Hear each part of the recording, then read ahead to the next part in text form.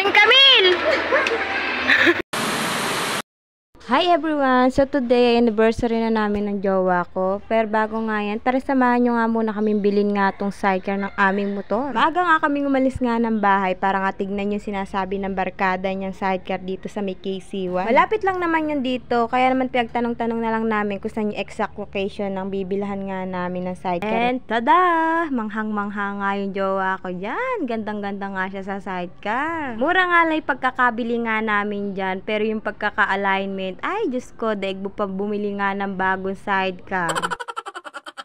Anyways, after nga naming mabayaran, nagpasundo nga kami dito sa ninong ko para nga maihatid nga kami dito sa may pagawaan nga ng motor. I mean, paalignan nga ng motor. At tinawagan nga namin si Papa para nga hiramin nga muna yung motor niya dahil sobrang dami pa nga bibilhin para nga dito sa may motor nga i-align. Inabot na nga ng hapon nung magawa nga yung motor. At akala ko nga hindi na nga kami matutuloy sa gala namin dahil inaaya ko nga nung umaga si Babe na magsimba. At ang sabi nga niya, pagkagawa nga daw ng motor, tsaka na nga lang daw kami magsimba sa Maygapan. Anyways, ayun na nga, nagpunta na nga rin kami dito sa Maygapan. Dumaan nga muna kami dito sa Divina para nga magsimba at magpasalamat sa mga blessing na natatanggap namin sa araw-araw. Ayoko din kasing sinasabi na magsisimba ako pero hindi naman pala matutuloy. Ewan ko, feeling ko may mangyayaring masama. Kaya naman after namin magsimba sa may Divina Pastora, ay dumiretso nga kami dito sa may Robinson para nga igala nga itong mga chikiting nato. Moment sana namin dalawa to ni Babe, kaya nga lang ay mga nagsisama nga to. Kaya naman sinama na namin. Nakakahiya naman kalamamat kay Irang.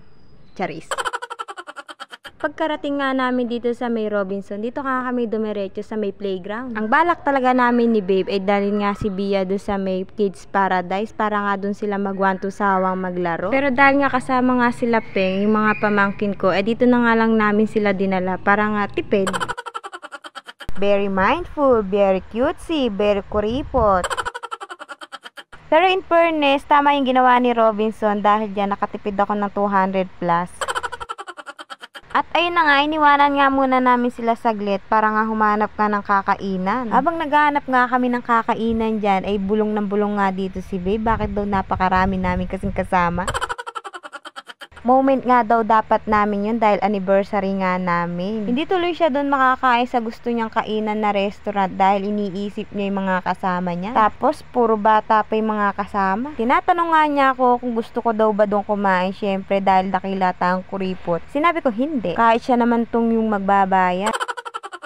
Nung makabalik nga kami, nakita nga namin dito sa elevator yung Jamil. Aring Camille! Mag-hi ka naman! Papi, pwede po ba picture? Oh, shit!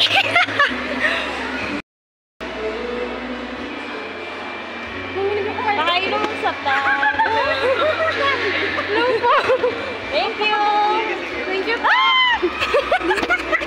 Grabe ang inig ko dyan. Na-starstruck ako sa Jamil. Napakatangkad ng magjowa na yun. Pagkatapos nga namin magpa-picture sa Jamil, dumiretso nga kami dito sa Watson dahil ibibili nga namin ng shampoo si Baby. Huwag din nalang pansinin yung tiyan ko, hindi ako buntis, busog lang talaga ako.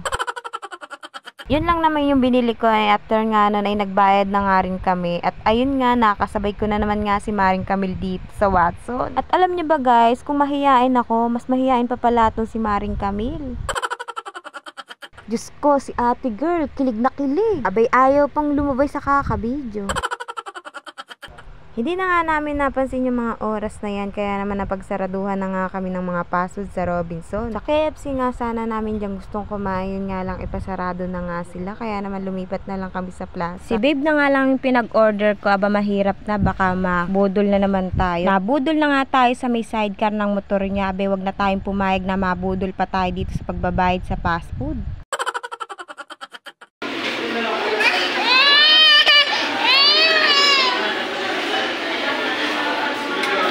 So ayun lang guys, that's it for today's mini vlog. Thank you for watching. Please do follow and share. See you in my next mini vlog. Bye bye.